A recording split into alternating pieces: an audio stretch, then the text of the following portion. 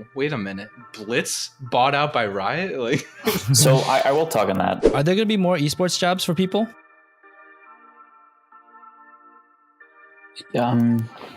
Perfect. Mark Register likes Mark killing Register babies. loves killing babies. There it is. Clip Perfect. it.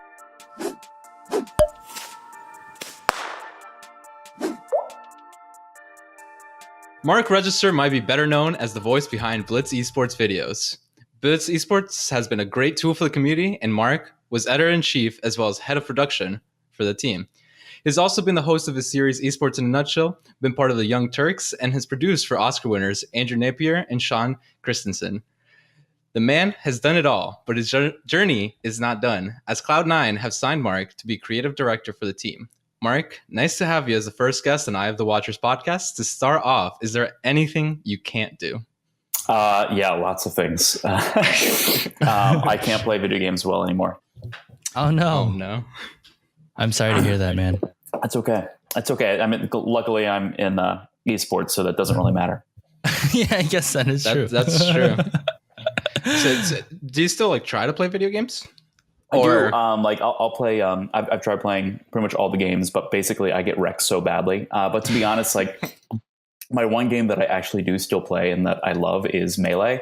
But the problem is that I am pretty much the best of my friends and my friends of friends. But the second that I get into playing anyone at the bottom tier competitive level, I just get wrecked. So so Melee.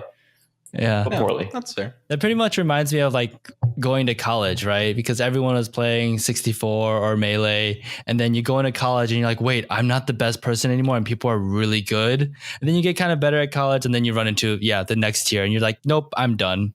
Nope. I peaked. Yeah. It's such a sad day when you don't realize that you're the most important person in the world. It's really sad. It's hard. Yeah. I've always dreamt of like just winning a Smash tournament, and then I'm like, oh no, not even close. I actually watched a competitive match for the first time in college, and I was like, I did not know you could do half those things. So I'm glad I'm not even attempting. That's not even my dream anymore. It just ended there. I was like, okay, well, what else can you do? So we do have a couple questions, obviously, on just your early career. I know that you started, you went to school for fine arts. And yeah, we did our research. But I mean, fine arts, like what necessarily, like, did you originally want to just be in esports, or what was like your thoughts of what you wanted to do as a grown up or growing up? When I was in high school, my sister was all in musicals in the theater, and then I got into all the singing and dancing things. I started an a cappella group. I started a film group. I started a dance group. We danced to Justin Timberlake songs. And Nice. basically, I wanted to go to school for performance. And my dad was a microbiologist turned businessman. And he said, oh, I wish I went to school for business. My mom was went to Smith for English, started her own public relations business, and said, oh, I wish I went to school for business. So both my parents said, you have to go to school for business. And I said, I just want to sing and dance. I just want to emote. And so that lasted about a year. Dropped out, was a manny, took care of kids, which I kind of did throughout college as well. And then went back to school for acting. I had narrowly got into the BFA program, which is like 5,000 people try out. And then it was a class of 7. So it was like a really, really great program. But wow. If I didn't get into that program, I wouldn't have been able to go back to school because I'd stopped going to all my classes. So luckily I narrowly got into that. So yeah, that's my fine arts degree, which is funny because the other 200 kids who got into the BA class all called the BFA class the big effing a-holes. So yeah, but I didn't think that was appropriate to put in my LinkedIn. Yeah, that's fair. Cool. And so I know that you produced for Oscar winners. Do you mind like letting us know like kind of like how that happened? Like how did you was it through like your college course, or like what did you end up doing for them necessarily? Yeah, I would say to preface this, like pretty much all the success that I've had is one through the importance is associating with good people. So anyways, going back to the point of Andrew. I'm working with Andrew.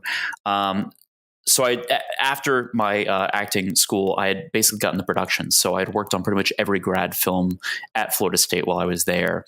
And so as soon as I landed in LA, a couple months later, I met up with Andrew Napier, and he's from Wisconsin. He'd worked with Tarantino and a bunch of other people. And basically, when he got to LA, the first day that he was there, we met, and a mutual friend said, Andrew directs, Mark, you act and produce, like you guys should make stuff. And so we made a film for $0. Then we made a film for $1,000, then $5,000, and $20,000, and $50,000. And basically, we went through our own film school, but luckily we had both kind of already been living on film sets. So it was great. And throughout that course, the last 2 films that we did, Sean Christensen, Andrew and Sean had become friends, and also Dan Katz, the cinematographer. And from that relationship, they were shooting a short film in New York called Curfew, and Andrew got asked to be first AD, which, because Sean was directing, writing, and starring in, Andrew kind of took on as like director as Sean was acting. So when you look at the Oscar speech, he was like Andrew Napier. And so what happened was I just got a call, and since Andrew and I had already worked on 3 or 4 films, Andrew called me up and said, "Hey, can you help out with the set?" So I basically do what I usually do in any production situation. I said, "Where do you need me?" And so I was I think I'm labeled as art department. So basically I took care of art, but then whatever the heck else needed to be done on that film.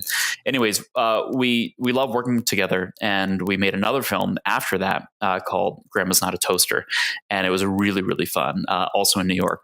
And we ended up doing these big, long, like 10-minute takes, running through windows with rain machines and thunder machines and whatever. And it was like this amazing production with this old. It's on Vimeo. You should watch it. It's pretty funny.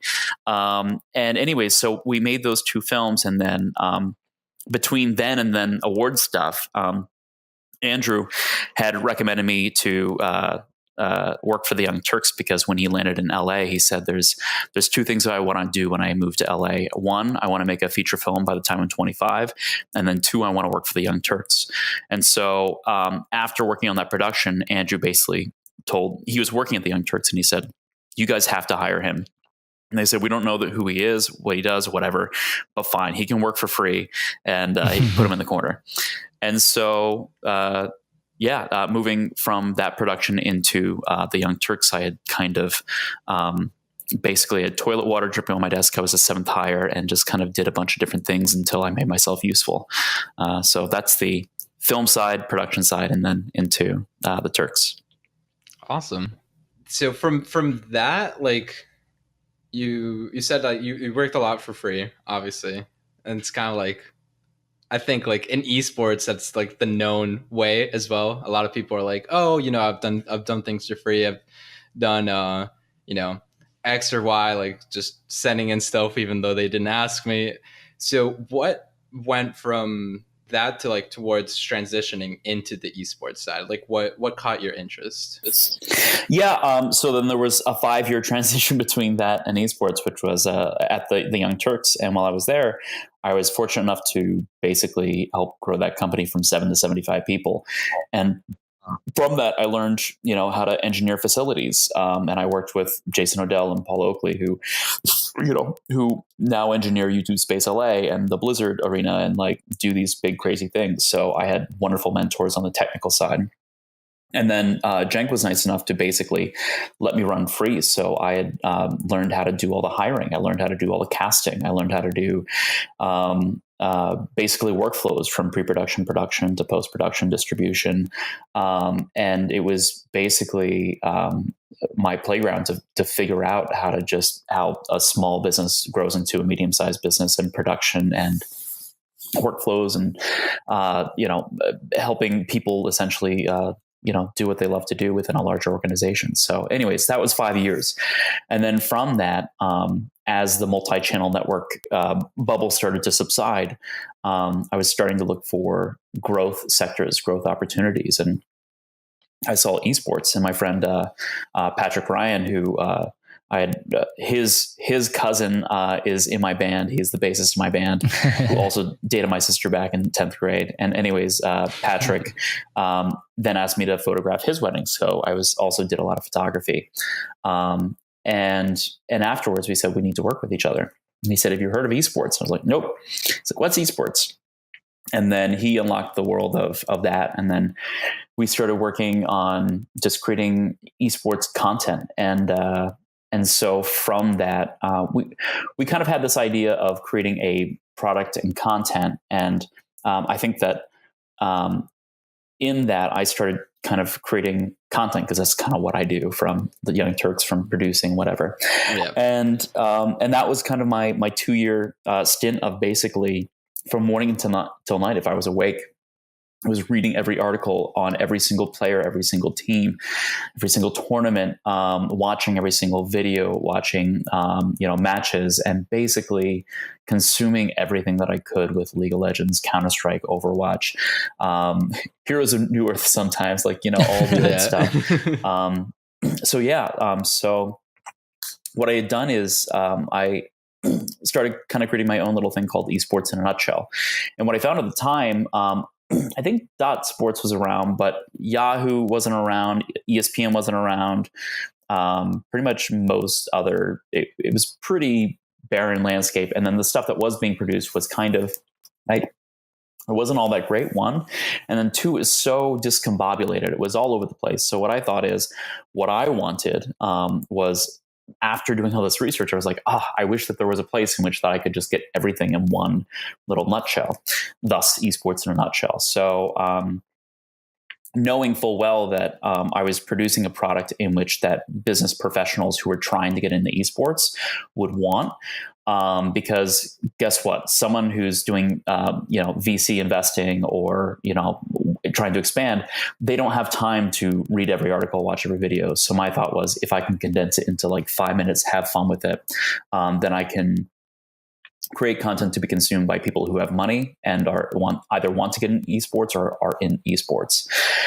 And from that, Rick Ling from Blitz Esports, and Joanna and John and Jonathan and Sean and that team over at Blitz, it was Instant Esports, gave me a call and said, hey, do you want to come out to San Francisco for 10 hours? Or they didn't say that, but I flew out to San Francisco and I talked to them for 10 hours, and I already had basically a vision of what I wanted to do, of building a studio, hiring a staff, of content ideas. And it was great is, that team is so darn smart and so good at what they do. It's amazing, because I went in being I know everything, and they're like, that's great, but we hate that. We don't like this. We like this. We don't like that. Yeah. And so those 10 hours that we were there for that first meeting, it was so nice to be able to present, hey, here's the best that I can come up with.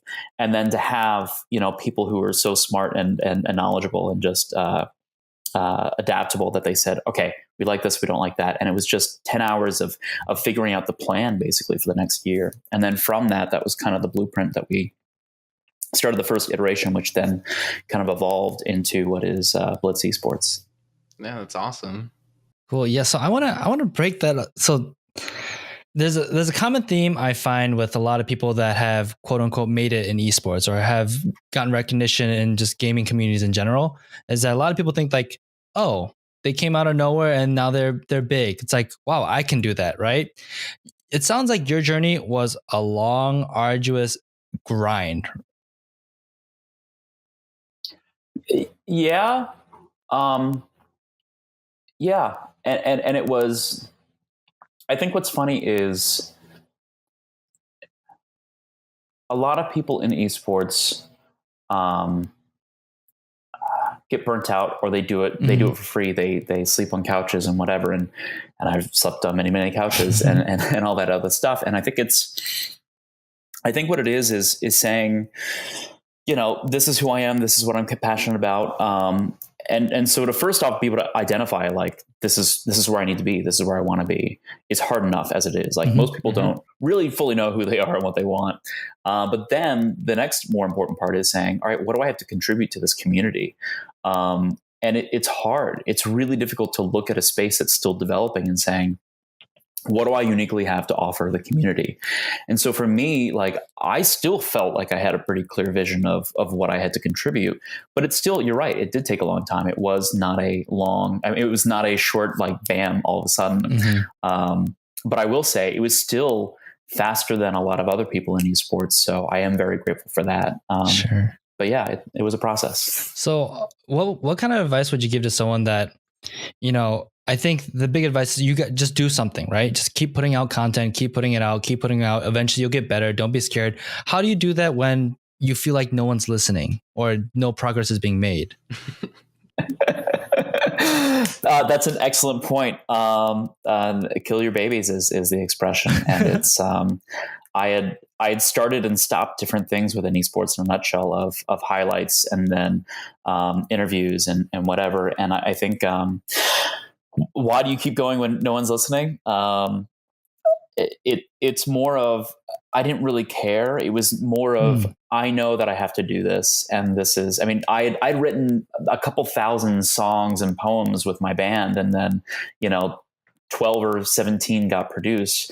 But the fact is, because I had already known that process and with filmmaking before, it's like, you have to go through that process. You have to grind and grind and grind before you even get to the point in which that you really do have something valuable to offer. So I think, but you also can't do it in vain. Like, if you're creating content and you're not challenging yourself and you're not pushing yourself in a way in which that you're growing, then and no one's watching, then everyone loses. But if you're pushing yourself in a way in which, like, I've done some silly, stupid things of, like, parody songs of esports, because it was like, I want to do this. This is fun. And it was uncomfortable, and it's still out there and it's ridiculous, but it was more of saying, pushing myself and expanding myself. And It didn't matter that no one watched, but I had fun with it and I learned from it. So as the people who have no audience and they're frustrated, don't keep doing it just to keep doing it. Keep doing it if you still have more to learn. But if you get to the point in which you say, I'm not learning anything, I'm not getting traction, then I would say either change, like, figure out what you can do to change to make it better, or you need to make a change, because if there's no audience and you're not learning, then you need to change. Right. Yeah. Whether it's just like direction, or, again, like you were saying, like, within the project itself, or just kill it. Love killing babies. Yeah, there's your soundbite. Perfect. Mark Register likes killing babies. There it is. Clip Perfect. It. Fantastic. So that's funny. So you were talking about the growth of, like, Blitz, right?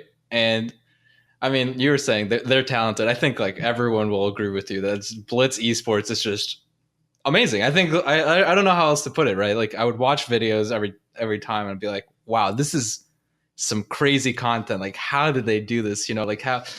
So do you mind, like, actually, like, sharing a bit of that? Like, obviously you said it took some time, but, like, let's say a video, right? How did that go? Like, how did the idea pop up and then end up being created, kind of, like, process wise? Yeah. So first of all, I just get tingles when you're like the Blitz team, and I get tingles because it's such a wonderful team. Yeah. So first off, the core from Berkeley, the product side, like, I wish that we got to work more closely, but for the most part, they were in Berkeley. But Rick came down a lot, Joanna came down a lot, and the Jonathans and Sean came down a good amount. But the first couple months, it was all, I know I'm going to jump around, but the first couple months was all me. So basically it was me and a bunch of contractors building a facility, and then Rick being like, you're spending all my money. When are we going to start creating content? I'm like, just trust me.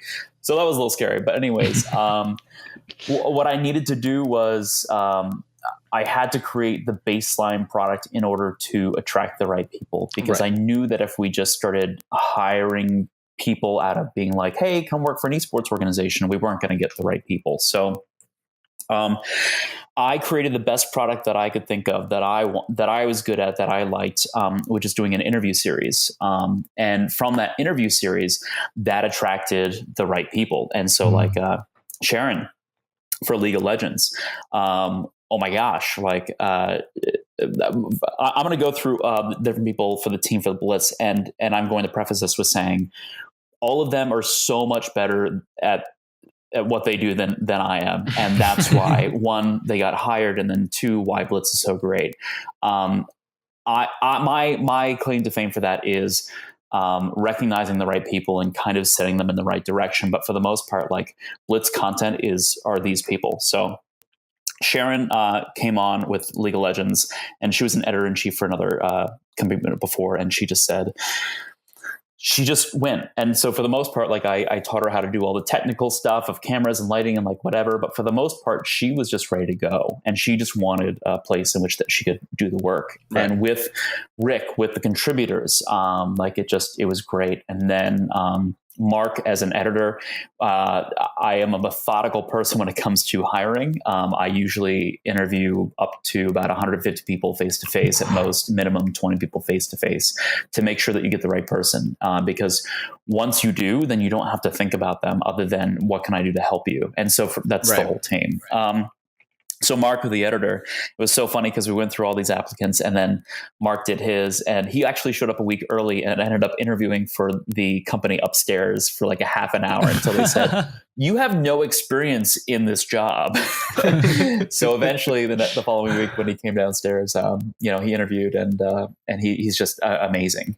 And then Alex, you came on for Counter-Strike, who just has been doing it for 16 years. And I met him at ESL 1 New York, and just, I remember thinking, like, I'm going to work with this guy. I don't know when or where, but like, I'm going to work with this guy. And so sure enough, when, the job posting came up, I was like, please come. And he did. And he just continues to make amazing Counter-Strike stuff, in which that I think is the best in the scene.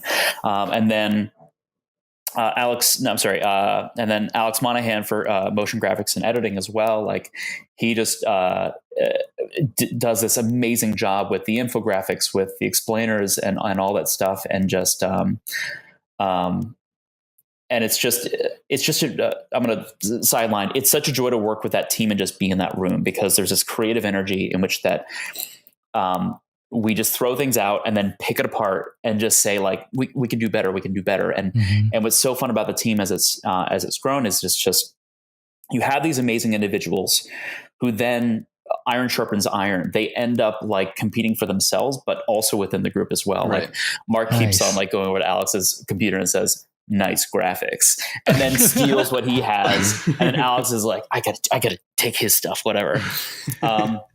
And then we got Josh for Overwatch League. And I remember, like, we had contacted him before because he had worked with Alex Yu, and knowing, again, like, I was like, I want to work with this guy. I don't see a fit yet.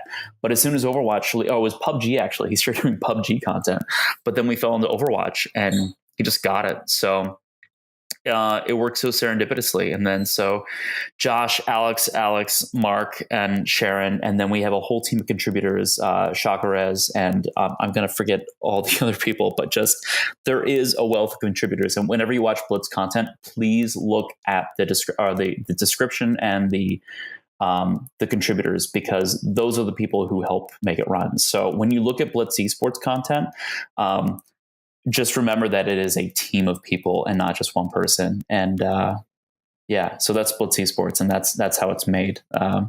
I did kind of go off on a long tangent, but I hope that's actually, it's fantastic, because also it's like awesome to see like the passion, and it's just good to know that, Blitz Esports is indeed like this hub of like awesomeness, that people that want to go for journalism and stuff within esports are usually like looking towards them, like, I know that in the whole array of like content creation, it's like, wow, I want to make things like Blitz Esports, because it's just, you always see it on the front page of Reddit for whatever, sub that you're looking for.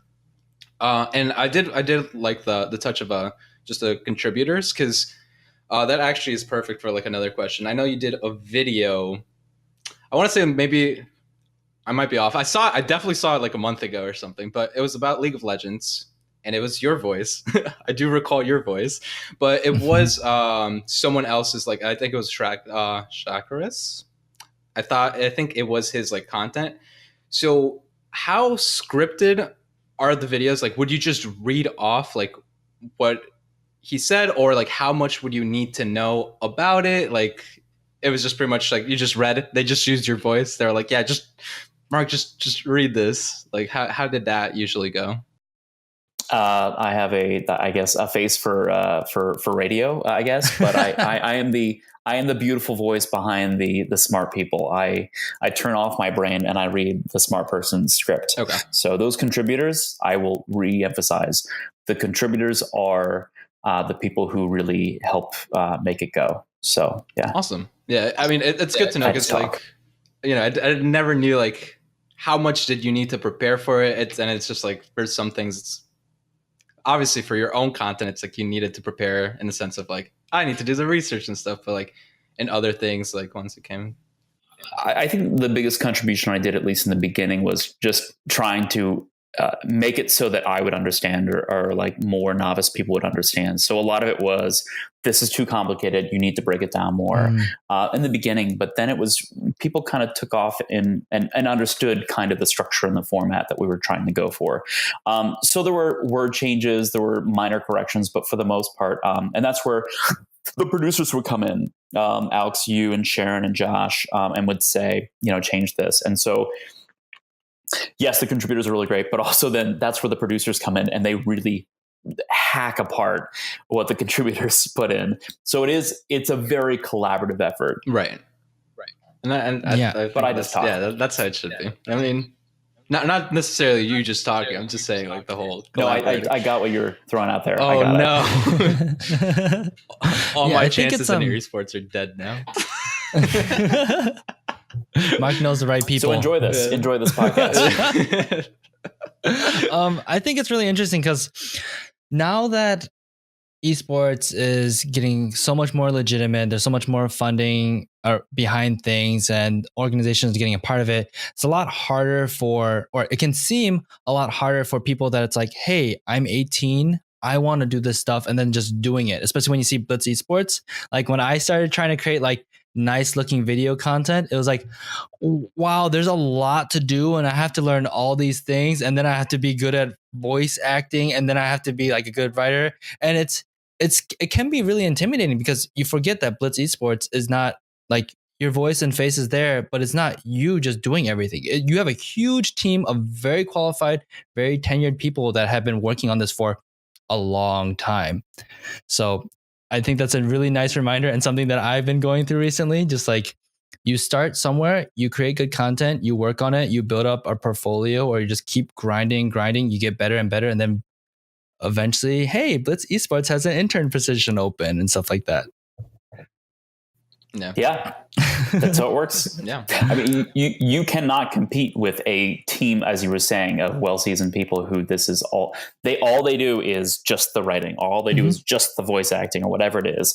And so the best thing that you can do is, one, become the specialist in that one thing, whatever it is that you're passionate about, but then also appreciate, like, do the little things, do a little bit of editing and graphics and whatever, so that you understand it, you appreciate it, and more importantly, that when you do enter into that team atmosphere, that you're able to communicate with the rest of the team. But in order to get into that door, you have to be a specialist in at least one main thing. Yeah.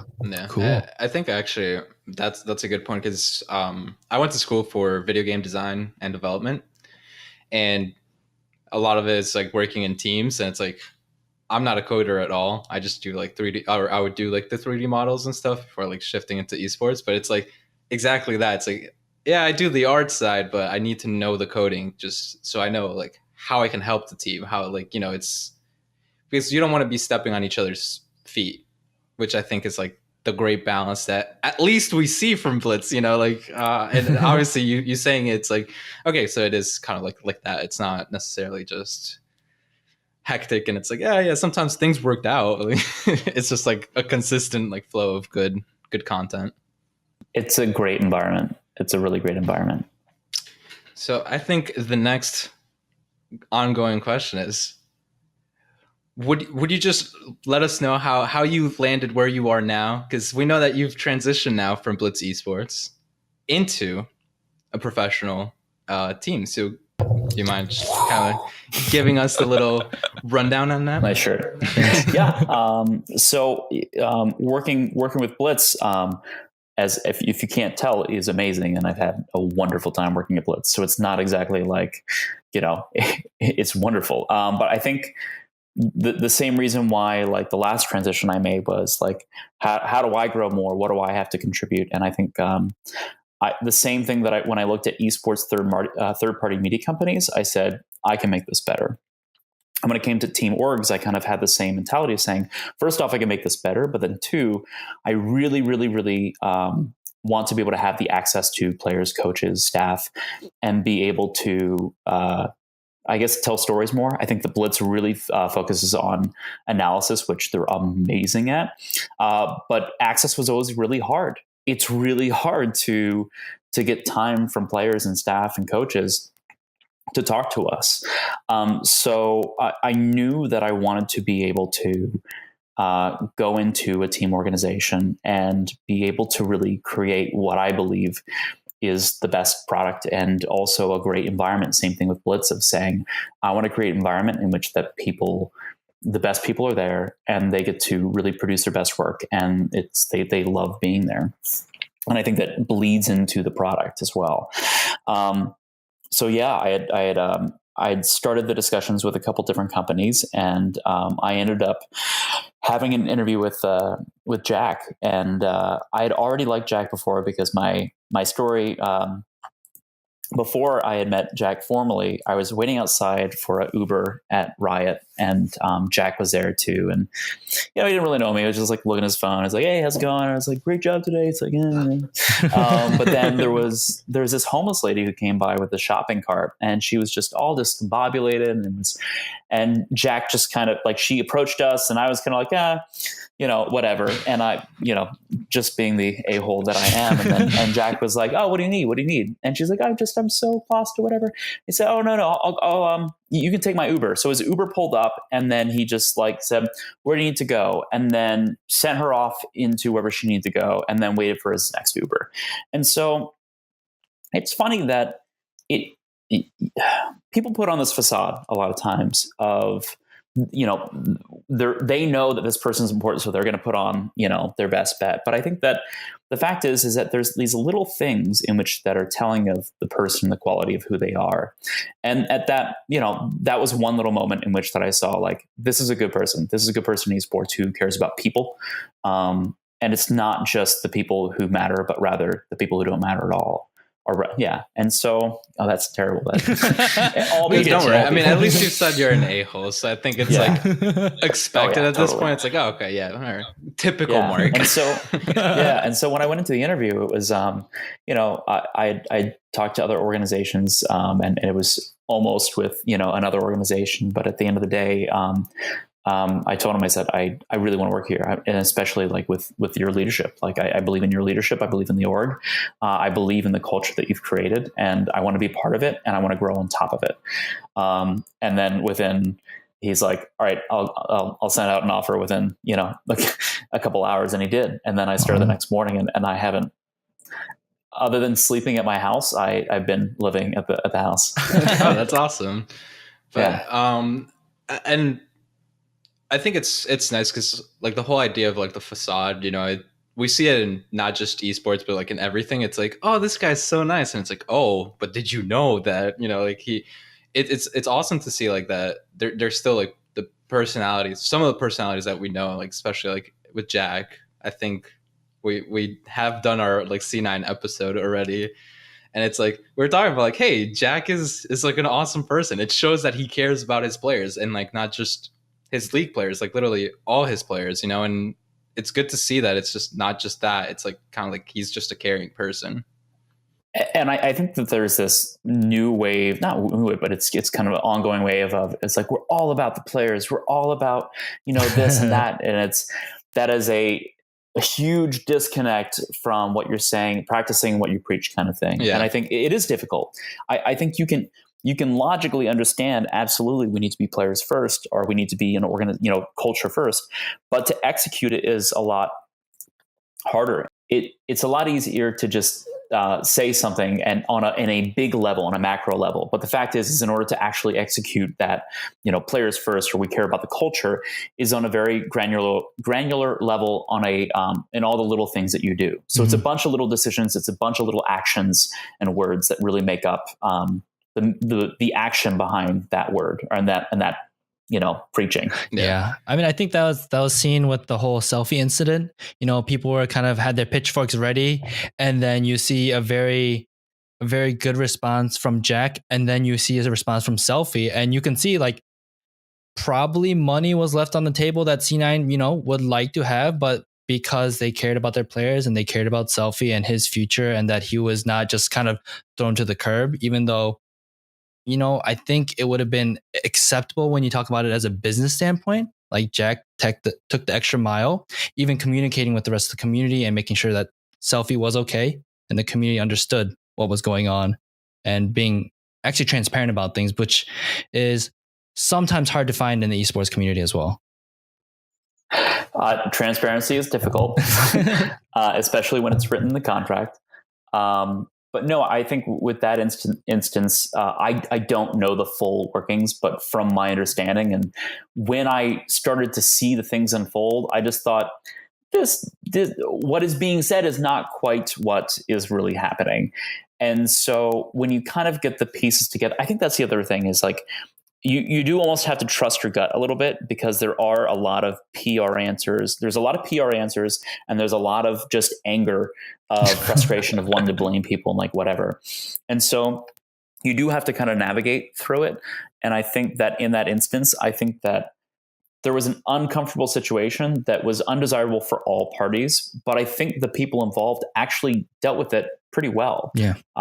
So I think in that instance, it's like people getting all angry about a thing that was, a frustrating situation, but it was actually dealt with pretty darn well. Yeah. I mean, I think like what you guys are both saying, it's like professionally, like, it was just professionally done, which sometimes you have like in esports brands, it's like, I haven't been paid for 3 years. Like, what's going on? And then it's like, and then everyone's like, oh, pitchfork time. Yes. Like League of Legends subreddits, like, did you hear Jack's an awful human being? And people are like, yes.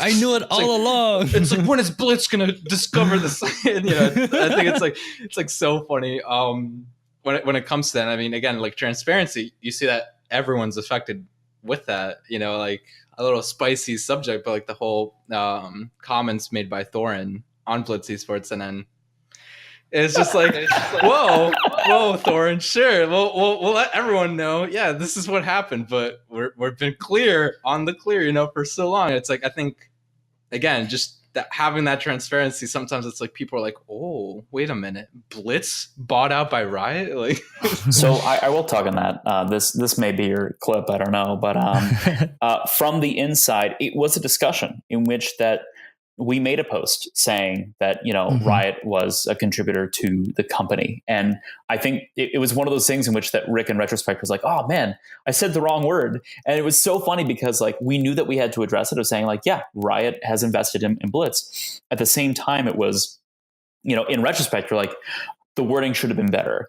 But at the same time, it's funny because, well, first off, let me preface this with saying, even though it's not a preface, but continue with side note, Rick is one of the best CEOs that I've worked with. And he's 23, 24, but he's still just he is so good at navigating the business world, the esports world and everything, and just great to work with, and just is a good person.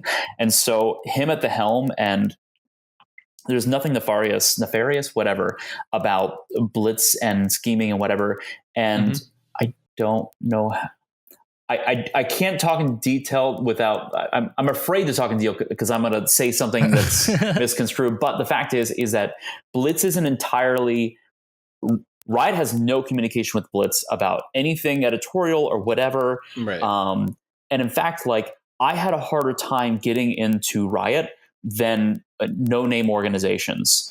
And I still like, even before I transitioned out, like I was still fighting with Riot to be like, hey, can I talk to so-and-so? And then not hearing anything for weeks and months. And so, and other organizations got more access than we did. So we're like, what the heck? So only recently, after Yahoo went away, did we have like Waylon and Jared like come into the studio and talk. But before that, it was like, if anything, I think that they almost treat us a little bit more distant to be safe. Right.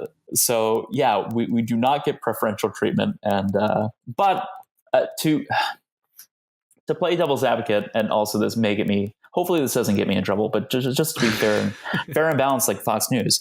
There is a thing if someone gives you money that, you know, you're going to think twice before like pitchforking towards other people. But the fact is that at least while I was there, nothing really popped up for us to be like, oh, this is really bad that Riot did this, but we're not going to, you know, but maybe should we not do this because of Riot? But that never happened. And I think that there were aspects, like I remember it was great because Thorin addressed a thing that I talked to Monty about, which was so nice that Monty came out to do the interview. And I still want to interview Thorin. I actually have, it took me a week to prepare questions. I have another week of preparation, but I still haven't interviewed him yet. I'll get there. But he said, like, I addressed it with Monty of saying, you know, you're the Jesus Christ of Riot Esports and whatever, and addressing a really complicated topic because it was something that I was interested in, the community's interested in. And was it PR friendly? No, but it was something in which that my hope with Blitz, and I think that it still continues to be this, is tackling things that are not necessarily easy in a constructive way. That we're going to address topics that is not, let's grab our pitchforks and bring this person down, but rather say, like, let's understand this better in a constructive way, so that we have more context and we're not just getting, you know, this way or that way. So yeah, that's my ramble on that. Yeah, I mean, I think it's awesome because it's kind of like a maybe heated topic in a sense. I mean, I don't think so. I thought it was like it just blew over really quickly, but I mean, I think even when you were talking with like the Monty thing, I was like, yeah, like Monty, the Jesus Christ, you know, I thought interview was really nice because it was like, yeah, they messed up before, like now they're doing things better, and like that's just how it is, right? Like, I mean, people put Riot on a pedestal because they make a game that a lot of us like love to play. I will always defend Riot, but if they do something bad, I'll be like, okay, wait a minute, Riot. No. But that's the aspect of we're all growing very, very quickly, and a lot. And so there are going to be things in which that get flubbed up. But if we're like, oh, you screwed this up and you're terrible, like, I'm going to turn off and not listen to you. But if it's more of having a conversation of dissecting it, like, all right, hey, this happened. This is what went wrong, dissecting it and being like, all right, great. We've now put things in place in which that it's not going to happen again. And I think that by and large, Blizzard almost had a head start because they got to learn from the rule book of what happened with Riot. Right. Like, all right, well, we're not going to do that stuff. And sometimes I think they may be a little bit too careful, but at the same time, like I think both Blizzard and Riot are doing a very good job of trying to build the thing right, that it works for everyone. And yeah, it's a difficult thing, and sometimes things are going to happen that are not quite right. But yeah, just be constructive about it. And last point on Thorin, when we all watched the video at Blitz, we were waiting in anticipation of like Thorin just like reaming us a new one. And at the end, it just kind of is like, yeah, but you know what? I kind of liked your content. It seems pretty good. And everything's fine. I was like, yes. We survived. I mean, we know how Thorin can be. I think that's no shots at Thorin, obviously, please. For just starting off. It's like the disapproving grandmother just being like, it was okay. Like, yes.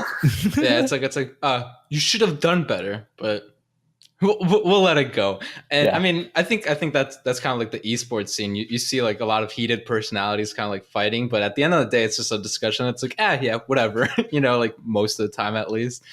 But going off real quick with what you said about Riot and Blizzard, I think like the main issue is that a lot of people that follow these companies like heavily, or like this is my opinion at least, like follow these companies heavily, they have like the scope of like they didn't do something I like.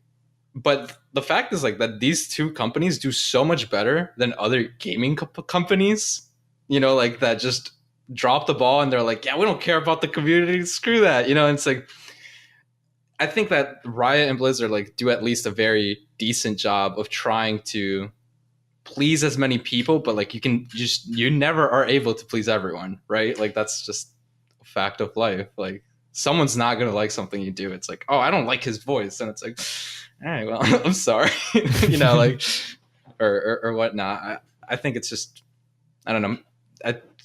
People are too heavy on, hey, this isn't exactly how I want it to be. Blizzard does actually a pretty good job of addressing it. I love the fireside chat with Jeff Kaplan of saying, hey, listen, we listened to all of your feedback. Not everything that you say is the Bible. So yes, no, this is stupid. This is good. This is stupid. This is okay. And so it's not, you're right. It's through the lens of what I want, as opposed to what's good for the whole ecosystem. So yeah, it's a battle in which that I think that they're doing a pretty darn good job of. Yeah. I mean, I think they do a lot better job, again, than other companies just in general, right? Like so many people have like so what many companies? issues. What companies are you on Trash Talk? Yeah. It starts with E and ends with an A, but nothing to do with. Oh man, he hates EA. What the? I actually enjoy EA games, but I think they're just an awful company. Sue me, EA. Please don't. I don't know who nothing. Manny is. I've never met this guy in my life. That's funny. So to kind of like reel things back, Cloud9 is obviously a huge like organization now, right? It's not just the League of Legends team.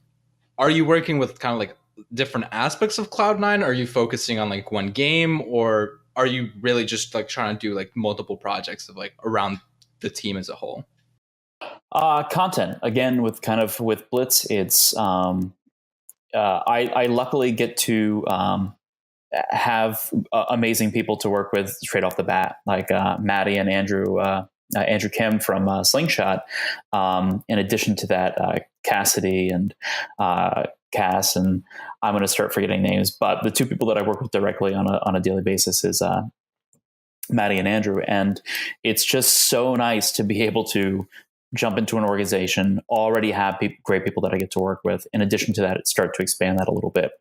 And so, yeah, I think it's creating content for Overwatch, League of Legends, Counter-Strike, Overwatch, League of Legends, Counter-Strike, Rocket Smash. League, Hearthstone, Smash, Vainglory, all the 10 teams. Yeah. Sorry, damn, I should have quizzed myself beforehand. PUBG, I think. Yeah, PUBG. So yeah, it's all the things, but most importantly is creating the core. First off, understanding all the different people that I work with, the GMs, right, the sales people, the Jack and the president, and which is also, I'm so grateful that it's such a wonderful organization, and it's not always the case. So, so learning what they need from content, and that then helps shape kind of how content gets structured, but then also kind of creating this little ecosystem that's a little bit of an island with content to be able to have a little bit more structure in the chaos, so that we can churn out stuff. And yeah, I may not be as eloquent on this stuff because it's still new and it's still figuring it out. That's completely fair. I mean, according to LinkedIn, it's 1 month, so Yeah. I won't like.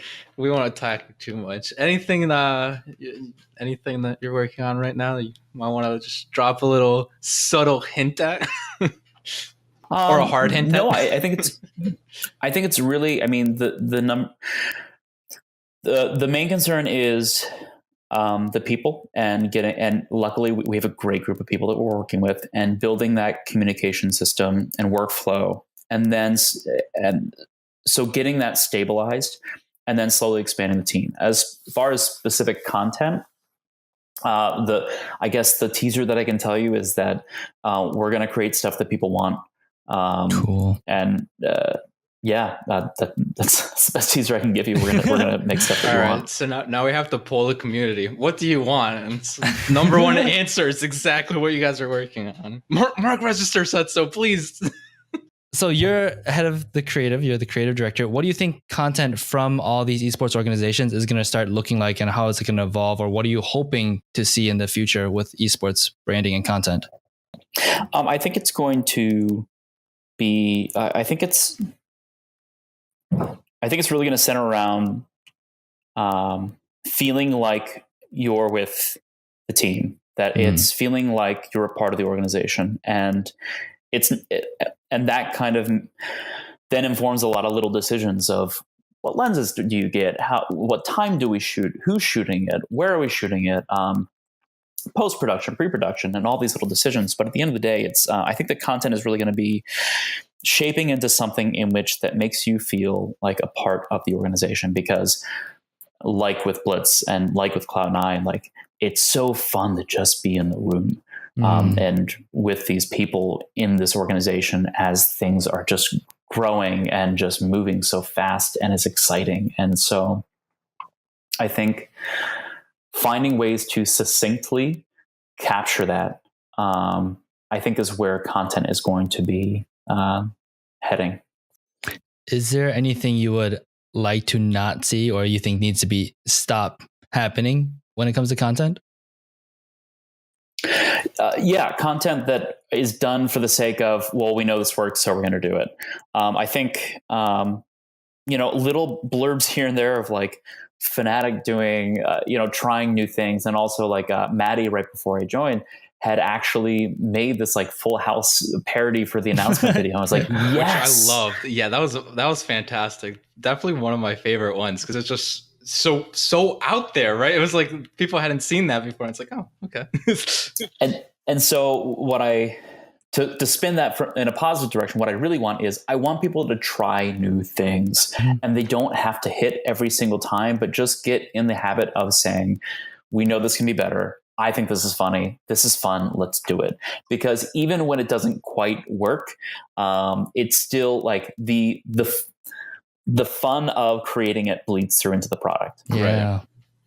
And now with that, actually, I know that you haven't spent like too much time with Cloud9, but like Cloud9 is, at least in League of Legends, are known as like the meme, like joking organization. Like, is that true? Even like in the aspect of like the part you're working on, and like, are you guys always joking around and stuff, or are things usually more serious? Or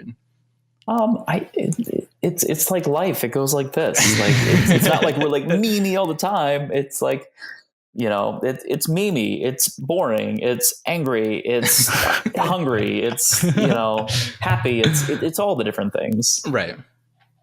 It's good to know that there's a fluctuation. I was just making sure. But I will say, like, we do have some pretty funny people in the org, like on camera and off camera. Yeah.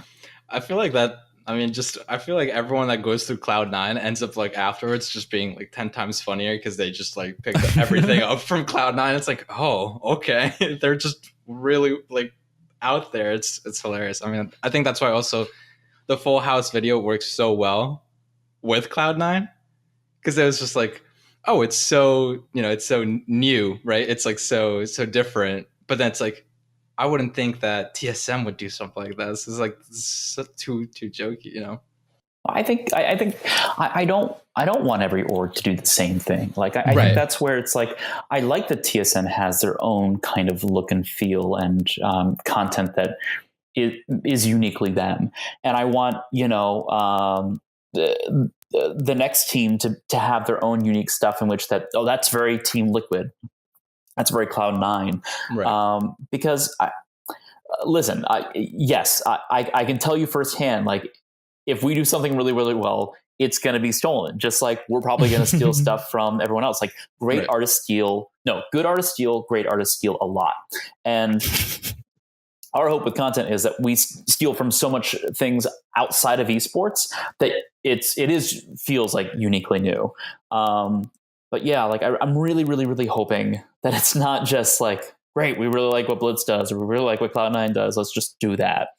That doesn't work. Like I'm really hoping that in this process that the stuff that Blitz creates, the stuff that Cloud9 creates, the stuff that, Team Liquid or whatever, that we all kind of inspire and one up each other of saying, great, we did this, is like your move now, but not doing the same thing, but something unique in which they're like, oh man, how do they do that? Like, that's exciting to me. Yeah. Yeah, for sure. I mean, I can tell you that that's definitely what goes through my head every time I watch a different documentary for the team. I'm like, how do they just do that? And I'm like, all right, After Effects, let me look at this. I'm like, oh no, this took like 17 hours. There's no way I can recreate. No. Okay, I'm gonna leave it there. But I mean, I think it's awesome, right?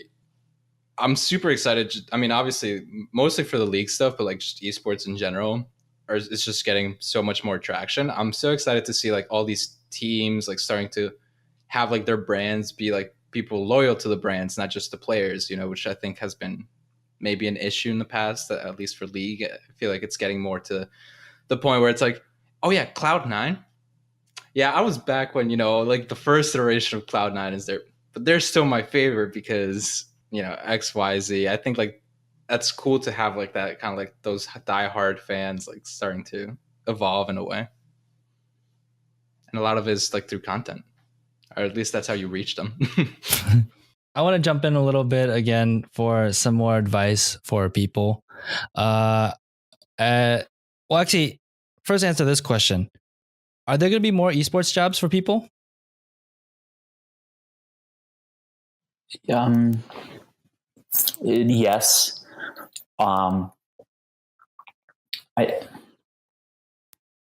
It's more difficult, but it's also better.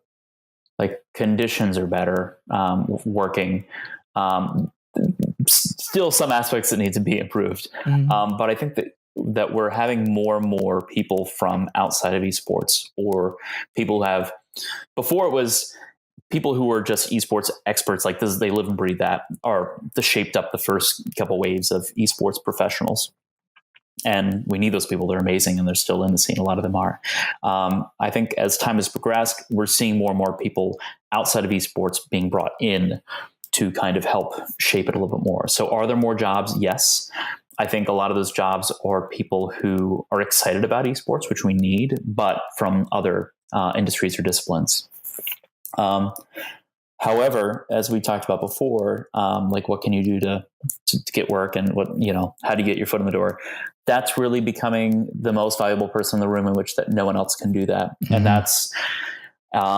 that's analysis, that's writing, that's I don't quite know. I think that's the aspect, is like I don't know if I had to start over again. I don't quite know what I would do to be the most valuable person in the room. So it's if you're a graphic artist, then start making comic books to get in the door, or if it's of teams, if it's if you're a really great audio engineer, I don't know, just make things sound better, for crying out loud. Like people don't care about audio, which is, and that's in every production when it comes to films, movies, TV, on a smaller scale. On the big budget stuff they do. Yeah. But on the smaller stuff, like I think audio is, if you treat audio more important than the image, you'll about get the 50-50 blend. Mark, you're my favorite person now. Yeah, audio is so important. God damn. Yeah, we've had some issues. Yeah, like the whole construction, a big part of the construction build, other than the 25-foot monitor wall, was acoustically treating the room. Mm-hmm. That's why those big, really nice, large diaphragm microphones sound good, is because the room is treated. It's not just a nice piece of equipment, but it's spending a lot of time and money in making the room nice, and caring about all those different aspects. And then the preamp, the EQ, the compressor, it's all that stuff. Yeah, gotcha. Having the right amount of furniture in the room, so sound doesn't get absorbed. I'm serious. It's so crazy. Like it's so funny, because like this is stuff that people don't even know. And like, granted, like it's just, I get frustrated when I'm like, oh, that didn't sound as good as it could have. And people are like, what do you mean? That sounded fine. I'm like, no. The sound needs to be better. It's like people. And that's why I love when you guys, before we started, you stopped and said, all right, you're getting a little bit too much bleed through your headphones. Can you turn the volume down? And first off, knowing that that's what it was. And then two, saying, no, we're not going to start until this actually sounds good and it's presentable. So that's important. Yeah. It's also, just the fact that it's like, we've had issues in the past where it's like, your time is valuable. I know, we know, again, we're very thankful that you're here. So it's always like, we don't want to be wasting your time either, right? And being like, hey, so we need to do this all over again. Do you mind just sending us a soundbite of everything you said? And you'd be like, I've done that before. I can tell you, like I've been on the other end of this, and it's not fun. It's like, yikes. Hey, Monty, your video went well, but your microphone wasn't plugged in. Do you mind just coming in, like just reciting everything you just said? True story. When, two things. One, when I finally got my interview with Double Lift, man, Yahoo jumped in and they're like, oh, can we use the room real quick? I was like, yeah, sure, that's fine. And so I swing the microphone out of the way so that they can do their interview. But then when they got done, then I was told, all right, you basically have 4 minutes to get everything. And I was like, oh, crud. So I run in and I swing the mic back and then I start shooting. But then apparently the polarity got flipped. So that whole double lift interview sounds terrible. And it's like, what do I do? Like I waited for like 6 months to finally interview him, and because he was on Team Liquid, because Team Liquid actually lets you interview them. Do I just like delete it and then wait another 6 months? And then another one was Waylon and Jared came in, and I was running audio, and because a setting got switched, not all 3 microphones were recording, only one was. And so about at the end of the 45 minutes of recording, I said, hey guys, I think we may have to redo the first like 15 minutes, which is not a fun thing to do. Luckily, the one microphone that was recording was positioned in a way that it captured them appropriately. Nice. So cool. There's always that. I mean, yeah, in college, I was actually a production manager for the radio station, and so I had to like handle a lot of like issues where it's like, hey, my mic's not picking up. I'm like, oh, it's because it's unplugged. I don't know who did this. You're not even supposed to touch the equipment. You just need to touch a button and you're on air. How'd you do this? And they're like, I don't know. I'm like, oh, sure you don't. So it's just like going through like plugging in. It's like, I would do interviews as well, and like one time that happened, I was just like, yikes, yeah, we're just gonna the other mic that sounded super distant. Now it'll be good to know if you guys are out of time, sadly. So it's just so stressful sometimes. Technology. Well, that's pretty much all I have. Unless Manny, you have anything else? I think I did have a question and I just completely forgot it. So I no longer have questions. We'll get it in Mark, 6 months. Do you have? yeah, in 6 months I'll just message you again. Hey, Mark. So, I mean, Mark, anything you want to say to the fans? I think I know what works for me, and one of the things that I love is interviewing people, and so I think what you guys are doing is pretty much the best way to at least approach esports, which is asking the people in the industry, what they know, and ask a bunch of questions that you don't know, because then you're going to have a better understanding of the landscape. So I think that my advice to fans is do what you guys are doing right now, and just ask a bunch of questions, and continue to be curious, and keep doing stuff. Yeah, cool. Thank you so much. And then if they want to reach you, where can they hit you in your DMs? DMs. I have an open DMs on my Twitter. And then your Twitter is? Mark_register, I think. Yeah, I'm pretty sure. That's what it says underneath your camera right now. So I hope so.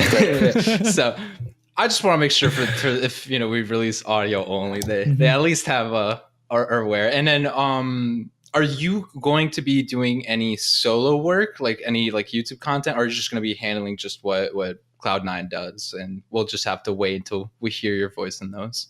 If we I don't like working alone. I like working with people, and I have a great group of people. So I really don't have any solo stuff right now because I don't want to. That's understandable.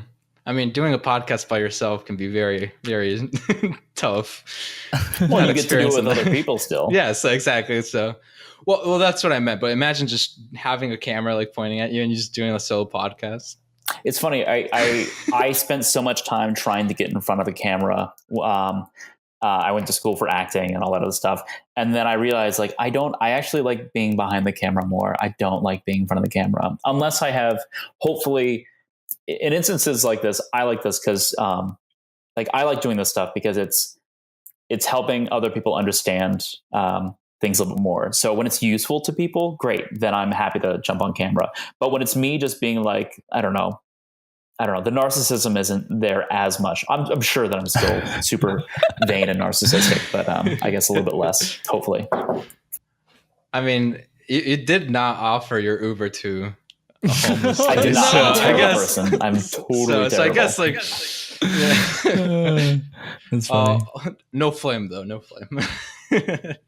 Thank you so much. It was great having you. I mean, we hope to hear you again soon, and maybe have you again at some point throughout the year. If you do something crazy, we'll just ask if you have time. But we'll end the interview here. Thank you so much.